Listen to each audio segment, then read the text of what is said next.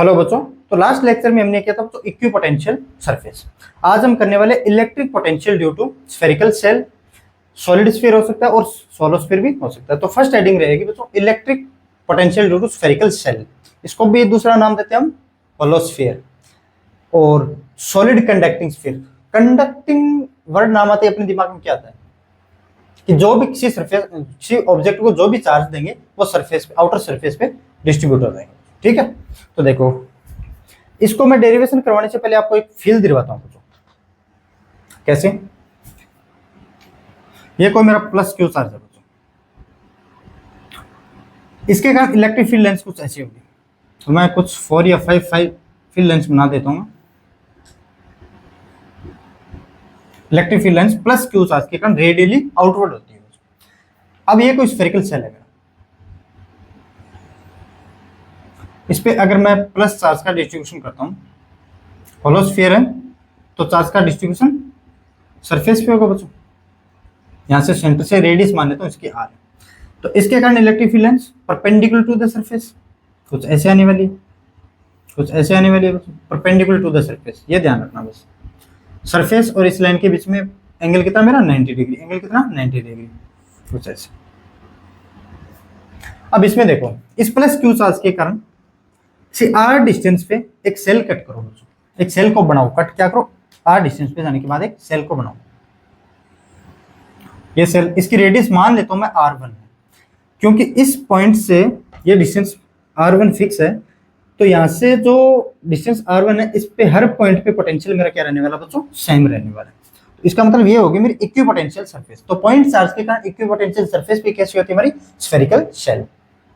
एक सेल और कट कर लेता हूं बच्चों, जिसकी रेडियस मान लेता हूं R2 है।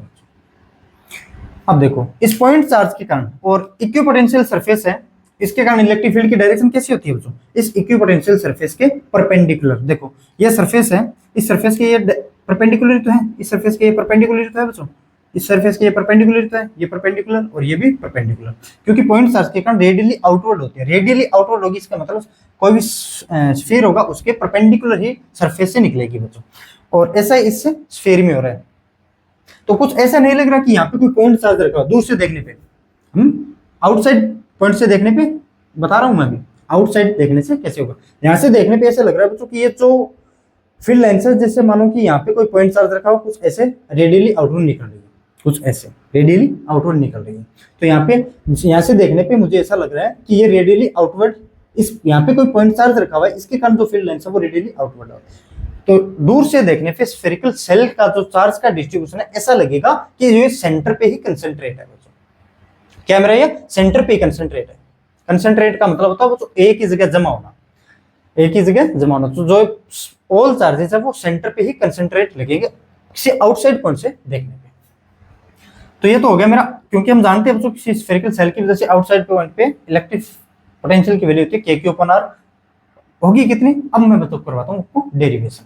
ऐसा लगेगा कि ये जो स्फेरिकल सेल है इसका चार्ज का डिस्ट्रीब्यूशन है सेंटर पे डिस्ट्रीब्यूट होगा कहीं आउटसाइड पॉइंट से देखने पे। क्यों? क्योंकि इस स्फेरिकल सेल, इस पॉइंट चार्ज के कारण भी इस स्फेरिकल सेल है, ये फर्स्ट सेल, ये सेकंड सेल, इस पे रेडियली आउटवर्ड निकल रहा है इलेक्ट्रिक फील्ड लाइंस, और इसके कारण भी electric field lines radially outward है। ठीक है, तो ऐसा लगेगा कि यहाँ पे कोई पॉइंट चार्ज रखा हुआ है, इसके कारण electric field lines radially outward निकल रही है। ठीक है, अब देखो डेरिवेशन इसका।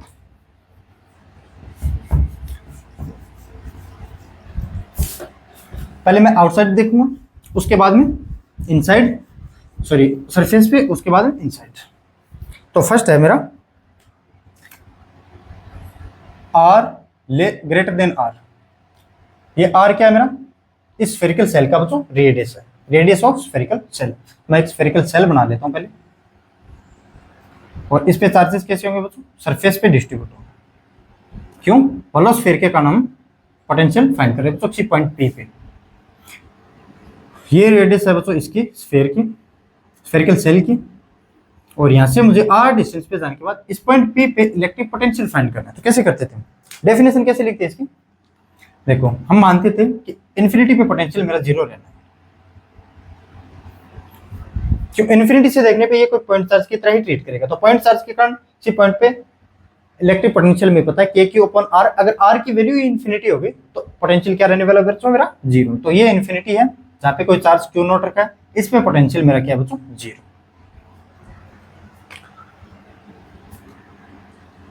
इलेक्ट्रिक पोटेंशियल की डेफिनेशन आपको पता है, छोटे छोटे टुकड़ों में मैं यहां आऊंगा। देखो क्यों, ये point charge sorry spherical shell पे जो चार्ज का डिस्ट्रीब्यूशन है सरफेस पे है, इसके कारण एक फील्ड क्रिएट होगी, इसके कारण फील्ड क्रिएट होगी। तो जो फील्ड ये एक्सपीरियंस करेगा क्यू नॉट, इन्फिनिटी पे तो नहीं करता लेकिन थोड़ा उससे पहले भी करेगा ना, पहले की बात कर रहा हूँ। इन्फिनिटी पे तो पोटेंशियल जीरो है, इलेक्ट्रिक फील्ड की वैल्यू भी जीरो ही होगी। इससे पहले ये क्यू नॉट एक फील्ड को एक्सपीरियंस करेगा, ये प्लस ये भी प्लस, तो ये प्लस इस प्लस को रिपल्सिव फोर्स देगा बच्चों। तो मुझे बताओ इस पॉइंट क्यू नॉट को मैं यहां से यहां लेके आने में क्या करना पड़ेगा, मुझे काम करना पड़ेगा, और काम कितना करना पड़ेगा,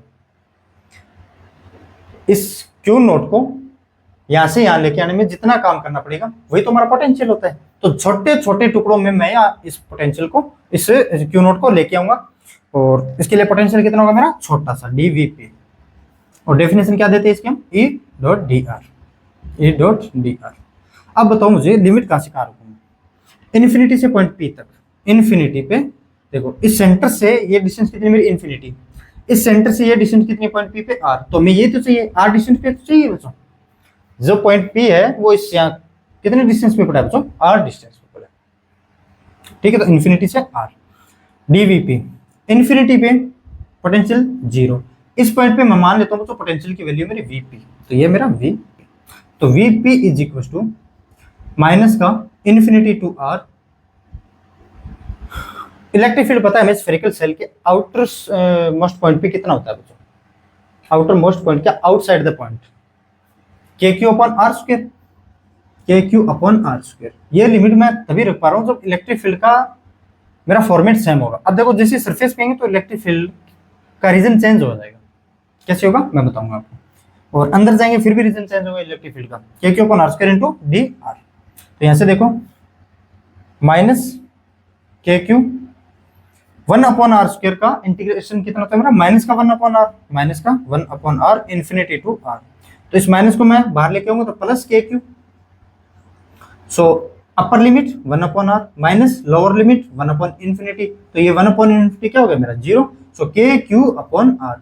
तो स्फेरिकल सेल के कारण आउटसाइड कोई पॉइंट रखा हुआ है तो इसके कारण सी आर डिस्टेंस पे, तो पोटेंशियल कितना होने वाला मेरे बच्चों के क्यू अपॉन आर। तो अगर इस चार्ज को जो सरफेस पे डिस्ट्रीब्यूट है उसको मैं सेंटर पे कंसेंट्रेट करूं तो इस पॉइंट चार्ज के कारण इसी पॉइंट पे electric field K Q upon R, sorry electric potential कितना होता है के क्यू अपॉन आर, कुछ ऐसा ही। अब देखो ये पॉइंट मैं अगर सरफेस पे लेके आता हूं तब हमारा क्या होगा, लेकिन ये जो इन्फिनिटी टू आर है ना बच्चों, इसमें इलेक्ट्रिक फील्ड का रीजन कौन सा है, आर से तो बड़ा होना चाहिए पॉइंट, और इन्फिनिटी से बच्चों छोटा होना चाहिए। इन्फिनिटी तो वैसे इलेक्ट्रिक फील्ड की वैल्यू जीरो ही होती है, लेकिन हम इन्फिनिटी नहीं लेके कुछ इन्फिनिटी से इधर आते हैं बच्चों, ठीक है। आर से भी बड़ा होना चाहिए, क्यों अभी बताऊंगा आर से भी बड़ा क्यों होना चाहिए, इलेक्ट्रिक फील्ड का रीजन ये है आर से इन्फिनिटी तक पहुंचो। अब देखो किसी सरफेस पे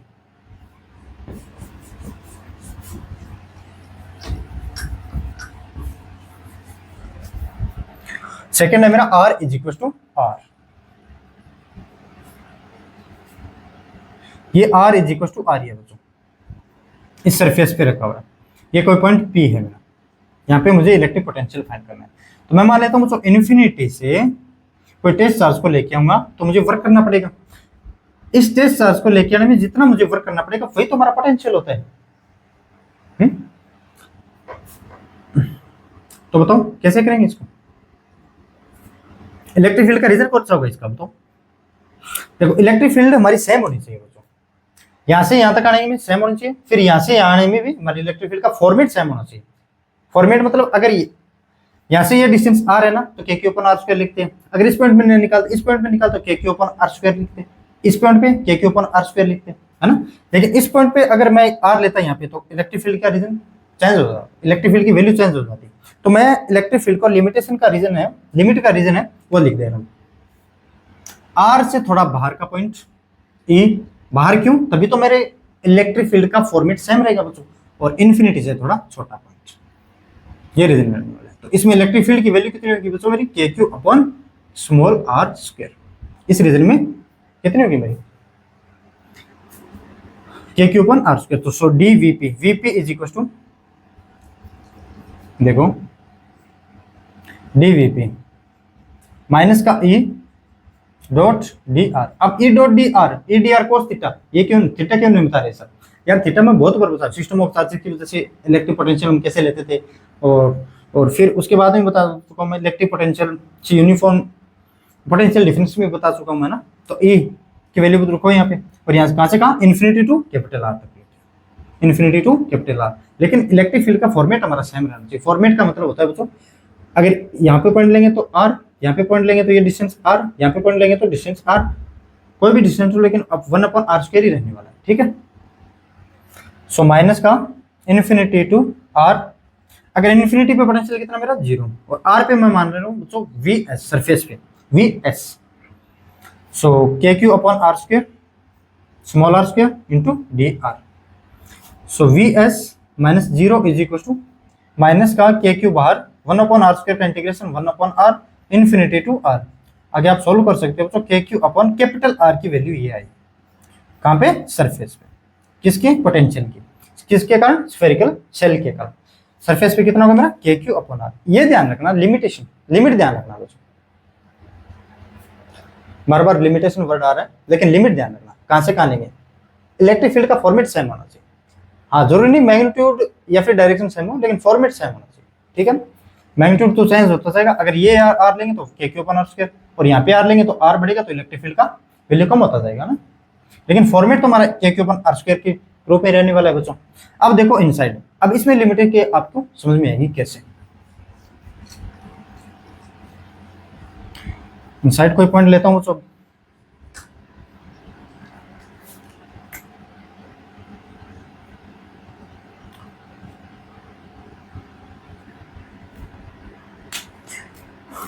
ये पॉइंट मेरा आर यहाँ पे, इस पॉइंट पी पे मुझे इलेक्ट्रिक पोटेंशियल की वैल्यू फाइंड करनी है।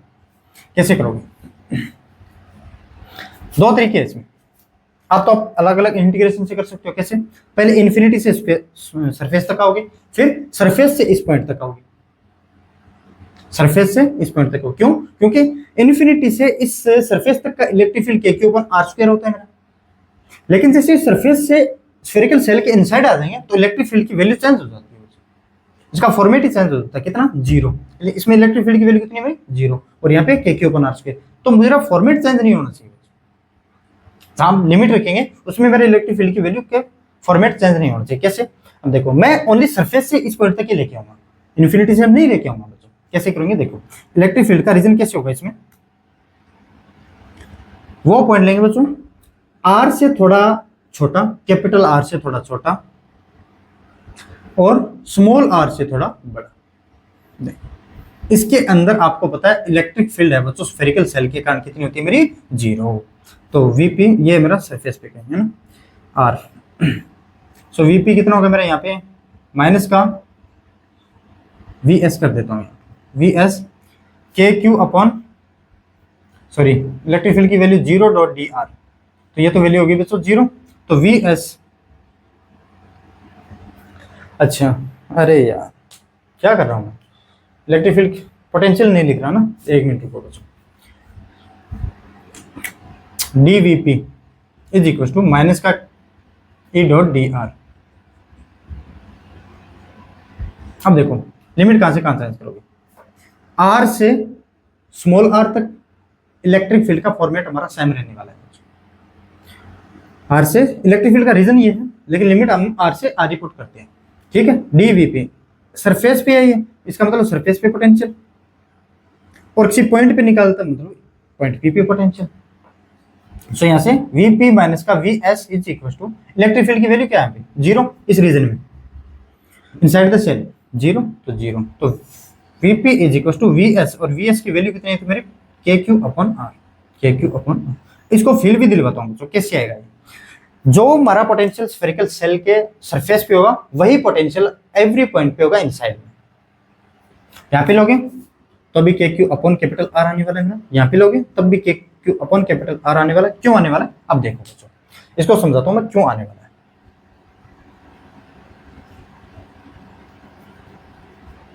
देखो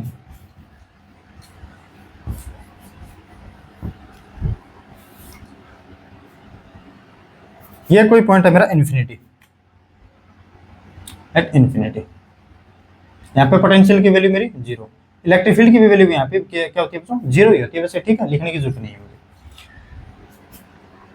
अब ये इन्फिनिटी तक तो जाएगा नहीं बच्चों, क्यों, किसकी, इस स्फेरिकल सेल का जो फील्ड प्रोड्यूस होगी क्या वो इन्फिनिटी तक जा पाएगा, क्योंकि इन्फिनिटी पे इलेक्ट्रिक फील्ड की वैल्यू जीरो है, तो इलेक्ट्रिक फील्ड लेंस कहाँ होगी, इलेक्ट्रिक फील्ड लेंस नहीं होगी। क्यों, जहाँ पे इलेक्ट्रिक फील्ड का मैग्नीट्यूड जीरो है तो इलेक्ट्रिक फील्ड लेंस कहाँ होगी बच्चों ना, तो इसके अंदर इलेक्ट्रिक फील्ड लेंस नहीं होती, इसके बाहर भी इलेक्ट्रिक फील्ड लेंस होती है।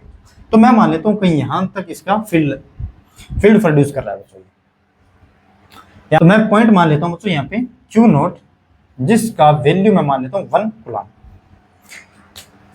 अब इस चार्ज को मुझे इनसाइड लेके आना है, कैसे लेके आना, इनसाइड अपने आप तो आएगा नहीं, क्यों नहीं आएगा अपने आप, देखो ये पॉजिटिव चार्ज है, ये पॉजिटिव चार्ज है, तो पॉजिटिव एक दूसरे को पॉजिटिव चार्ज एक दूसरे को क्या करेंगे बच्चों, रिपेल करेंगे, तो इस पे रिपल्सिव इलेक्ट्रोस्टैटिक फोर्स एक्ट करेगा, किस डायरेक्शन में, कुछ ऐसे,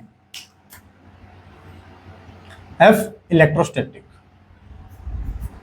तो अपने आप तो आएगा नहीं, तो मुझे यहाँ पे कुछ ना कुछ वर्क करना पड़ेगा बच्चों, यहाँ पे कुछ ना कुछ मुझे वर्क करना पड़ेगा। वो कितना वर्क करना पड़ेगा, वही तो हमारा पोटेंशियल होता है। देखो एक कूलम चार्ज पे हम कितना वर्क कर रहे हैं अगेंस्ट इलेक्ट्रोस्टैटिक फोर्स, वही तो हमारा पोटेंशियल होता है। ये तो मैंने डेफिनेशन में लिखा था बच्चों, तो मुझे यहाँ कुछ ना कुछ वर्क करना पड़ेगा। मैं मान लेता हूँ बच्चों मैंने यहाँ पे वर्क किया, क्यों, इलेक्ट्रोस्टैटिक फोर्स के अगेंस्ट हम काम कर रहे हैं। मैं मान लेता हूँ बच्चों यहाँ पे मैंने वर्क किया 100 जूल, 100 जूल, तो इस पे पोटेंशियल कितना होगा, इस पॉइंट पे, इस पॉइंट पे अगर मैं 100 जूल वर्क करता हूँ पोटेंशियल कितना होगा, W V is equal to W upon Q, तो W अपॉन Q, तो इस पे पोटेंशियल कितना होगा मेरा, V is equal to 100 volt.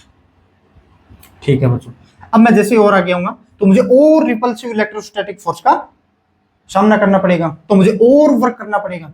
कैसे, अरे यार बच्चों देखो जैसे जैसे पास आएंगे इलेक्ट्रिक फील्ड स्ट्रेंथ इंक्रीज होती जाएगी, जैसे जैसे पास आएंगे इलेक्ट्रिक फील्ड की वैल्यू बढ़ती जाएगी। अगर मैग्नीट्यूड बढ़ रहा है तो मतलब डायरेक्शन स्ट्रेंथ भी बढ़ रही है।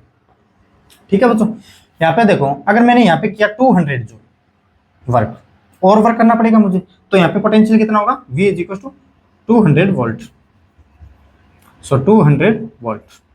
और मैं नजदीक आऊंगा तो इलेक्ट्रोस्टैटिक रिपल्सन मुझे और सहना पड़ेगा, और सहना पड़ेगा तो मुझे और वर्क करना पड़ेगा। कितना, मैं मान लेता हूँ 400 जूल इस पे वर्क किया, तो इस पे पोटेंशियल कितना होगा ना 400 वोल्ट। तो जितना वर्क कर रहा हूँ उतना पोटेंशियल कैसे आ रहा है, क्योंकि चार्ज को मैंने बच्चों 1 कूलम रखा है। और नजदीक आऊंगा, मैं पॉइंट मान लेता हूँ ये, तो मुझे 600 जूल का काम करना पड़ेगा, तो मुझे 600 वोल्ट का पोटेंशियल चाहिए होगा। तो और नजदीक आऊंगा तो मुझे और रिपल्सिव इलेक्ट्रोस्टैटिक फोर्स का सामना करना पड़ेगा। मैं मान लेता हूँ तो इस पॉइंट पे मेरा 1000 जूल मैंने काम कर दिया, और इस पॉइंट का पोटेंशियल है बच्चों 1000 वोल्ट। जैसे मैं स्फेरिकल सेल के अंदर एंट्री मारता हूं बच्चों, तो कोई रोकने वाला है क्या मुझे, देखो इसकी फील्ड लाइंस अंदर तो आ नहीं सकती, बाहर ही है, तो हम बाहर इलेक्ट्रिक फील्ड का सामना करके आगे बच्चों इलेक्ट्रिक फील्ड लाइंस का, लेकिन अंदर कोई इलेक्ट्रिक फील्ड लाइंस नहीं है, तो मुझे यहाँ पे कोई रोकने वाला ही नहीं है। तो जिस वोल्ट पोटेंशियल से आ रहा था मैं बाहर से, अंदर एंट्री उसी पोटेंशियल से बच्चों मारने वाला हूं। समझे कि नहीं समझे, बताओ। देखो इलेक्ट्रोस्टैटिक रिपल्सिव फोर्स हमारा इस सरफेस तक ही था, बाहर बाहर, क्योंकि ये जो सरफेस है वो अपने चारों ओर इलेक्ट्रिक फील्ड लाइंस प्रोड्यूस कर रही होगी, जिसके कारण ये फील्ड लाइंस में हमें इलेक्ट्रोस्टैटिक फोर्स का सामना करना पड़ा। और सामना करते करते करते करते हम यहाँ तक पहुंच ही गए बच्चों, कितना काम करके, 1000 जूल काम करके। लेकिन जैसे ही मैं इस स्फेरिकल सेल के अंदर एंट्री मारता हूँ तो मुझे सामने कोई चार्ज ही नहीं है, इस पे यहाँ पे इलेक्ट्रिक फील्ड की वैल्यू जीरो है, इलेक्ट्रिक फील्ड लाइंस ही नहीं है बच्चों, यहाँ पे इलेक्ट्रिक फील्ड स्ट्रेंथ है ही नहीं, तो मुझे सामने नहीं करना पड़ेगा। तो जिस पोटेंशियल से आऊंगा मैं काम करता हूँ, उसी पोटेंशियल से मैं अंदर घूमता रहूंगा बच्चों। तो इस पोटेंशियल की वैल्यू कितनी रहेगी मेरी, 1000 वोल्ट, और इस पोटेंशियल पे भी, इस पॉइंट पे भी पोटेंशियल की वैल्यू 1000 वोल्ट। तो जितना सरफेस पे पोटेंशियल होगा ना बच्चों, उतना ही पोटेंशियल इनसाइड द सेल होगा। ये आप हमेशा जीवन में गांठ बांध लेना। अब इससे अच्छी और फीलिंग क्या दिलवाऊं बच्चों, ठीक है, अब हम करते हैं बच्चों सॉलिड स्फीयर के काम। और नेक्स्ट लेनी है बच्चों कंसेंट्रिक सेल। कंसेंट्रिक सेल का क्या मतलब होता है बच्चों? उसका सेंटर एक ही पॉइंट पे होगा, ढेर सारी सेल्स होगी लेकिन सेंटर एक ही पॉइंट पे। अब देखो बच्चों सॉलिड स्फीयर, अच्छा मुझे ये भी तो मिटाना पड़ेगा ना, ड्यू टू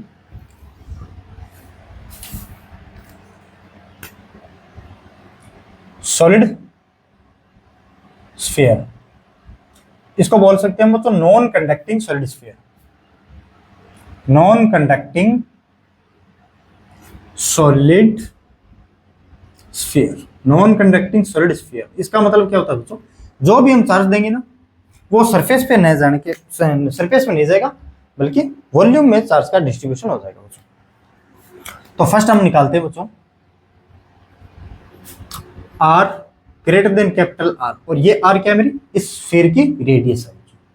देखो ये मेरा कोई स्फीयर है, इसको जो भी चार्ज देंगे वो वॉल्यूम में डिस्ट्रीब्यूट हो जाएगा, ये वॉल्यूम में डिस्ट्रीब्यूट। मुझे इस पॉइंट पी पे मुझे इलेक्ट्रिक पोटेंशियल को फाइंड करना है, तो कैसे करोगे?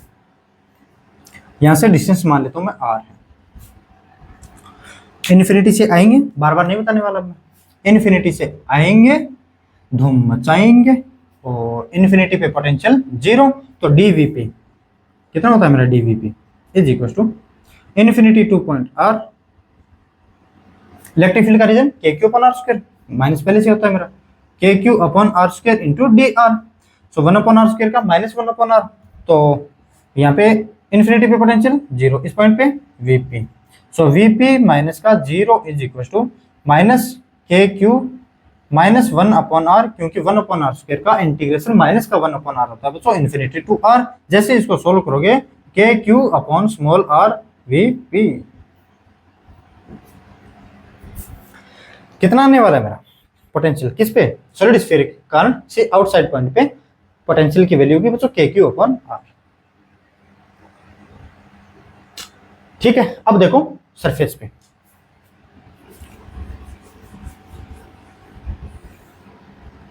तो पॉइंट मैं इंफिनिटी पे रहने दे रहा हूं, ये हो गया बच्चों मेरा are is equal to R, और ये है इसकी रेडियस। अब है बच्चों R is equal to R, और ये पॉइंट है बी, कैसे हो करेंगे? अब इसमें इलेक्ट्रिक फील्ड का रीजन कैसे होना चाहिए मैंने पहले बता चुका, मैं वैसे एक बार और रिपीट कर देता हूं, अगर आपको समझ में आ गया तो स्किप करें। इलेक्ट्रिक फील्ड का रीजन मेरा कुछ एक फॉर्मेट का रहना चाहिए जिस लिमिट में हम वैल्यू रख रहे हैं बच्चों। तो लिमिट कौन सी होगी मेरी? इन्फिनिटी टू कैपिटल आर, तो रीजन कौन सा होगा मेरा? ये इन्फिनिटी से थोड़ा पहले और आर से थोड़ा बाद। ठीक है बच्चों, DVP is equal to infinity पे, और यह सरफेस में मान लेता हूँ वीएस, सरफेस पे निकाले तो वीएस ही निकाल, माइनस का के क्यू बाहर ले रहा हूँ, ई कितना होगा मेरा? K 1 upon are square into D R, और कहां से कहां? इन्फिनिटी से कैपिटल आर, सो माइनस का K Q 1 upon are square का इंटीग्रेशन माइनस 1 अपॉन आर, और इन्फिनिटी से R, so minus minus plus K Q, limit put करो, आर किस का? कैपिटल आर पहले, minus lower limit 1 upon infinity, तो ये 1 अपॉन इन्फिनिटी तो कितना होगा बच्चों? जीरो, तो के क्यू अपॉन आर, तो सरफेस पे कितना होगा मेरा? के क्यू अपॉन कैपिटल आर, जितना उसका स्फीयर का रेडियस है। अब क्या इनसाइड भी मेरा पोटेंशियल सेम होगा? स्फेरिकल सेल के अंदर तो, या फिर होलो स्फीयर के अंदर तो हमारा सेम है, तो क्या इसमें भी सेम होगा? नहीं, क्यों? क्योंकि इसके अंदर भी इलेक्ट्रिक फील्ड का रीजन है, तो इलेक्ट्रिक फील्ड है। ठीक है, क्यों? ये वॉल्यूम में चार्ज का डिस्ट्रीब्यूशन है, क्यों? इनसाइड इसमें जीरो नहीं है।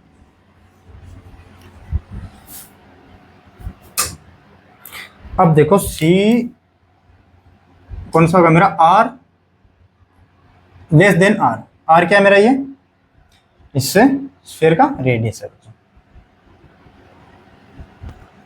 मैं ये कोई पॉइंट यहां मान रहा हूं आर पॉइंट पी, अब यहां मुझे यहां पॉइंट पी पे निकालना, तो इसमें आप इन्फिनिटी से आओगे, पहले मैं आपको करवा रहा हूं सरफेस से यहां तक करवाऊंगा मैं इंटीग्रेशन, लेकिन आपको करना है बच्चों इन्फिनिटी से पहले सरफेस तक आओगे।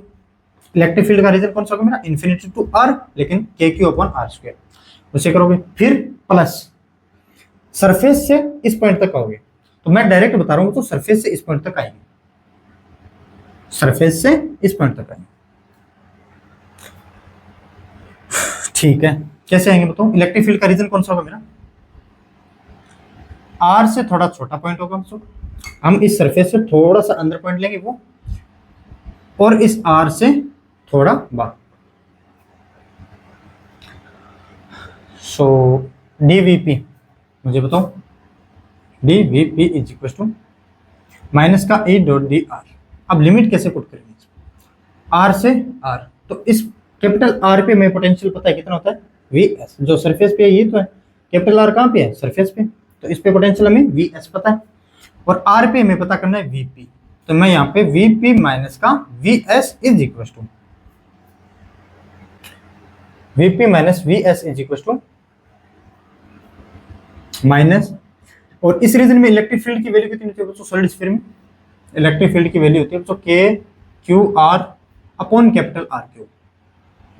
सो VP minus V S is equal to, electric field की वैल्यू कितनी है इसमें? K Q R upon are cube, capital R cube है बच्चों, इंटू डी आर।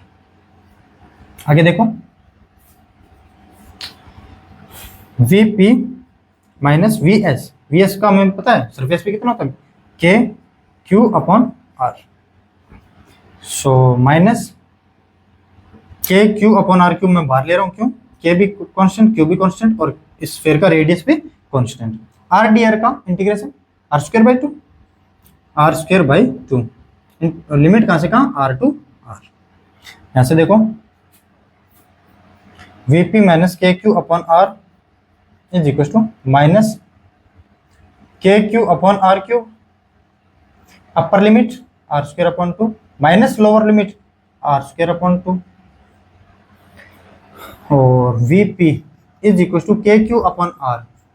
मैं इसको इस डायरेक्शन इस साइड लेके जा रहा हूँ तो ये प्लस में आएगा, इसको माइनस में मल्टीप्लाई करो बच्चों, इसको माइनस में मल्टीप्लाई करूंगा तो माइनस के Q R square upon two R cube, minus minus plus, कितना होगा मेरा? के क्यू आर स्क्वायर से आर स्क्वायर कैंसिल बचेगा, so K Q R, so K Q upon two R, K Q upon two R. अब आगे देखो यहाँ पे,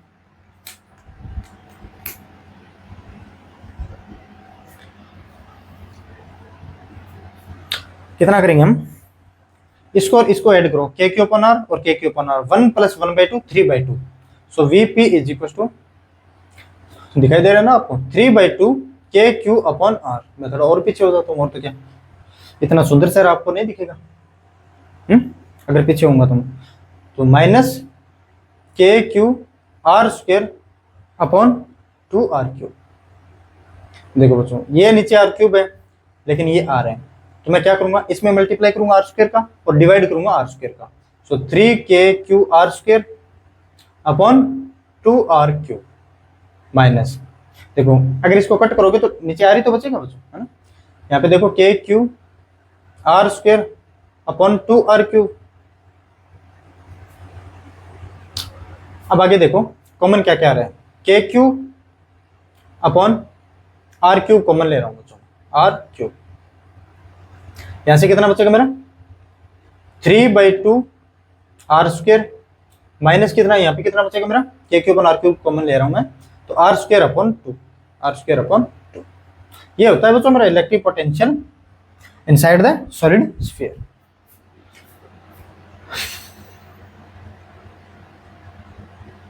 समझे? VP K Q upon are cube. देखो याद करने का तरीका क्या है? पोटेंशियल कितना होता है मेरा? के क्यू अपॉन आर लग दो जनरल, तो के क्यू अपॉन आर क्यूब है, इसको कट करोगे तो आर ही बचेगा, ये भी रेडियस ये भी रेडियस, आर स्क्वायर ऊपर है आर क्यूब नीचे, तो बचेगा तो आर ही ना।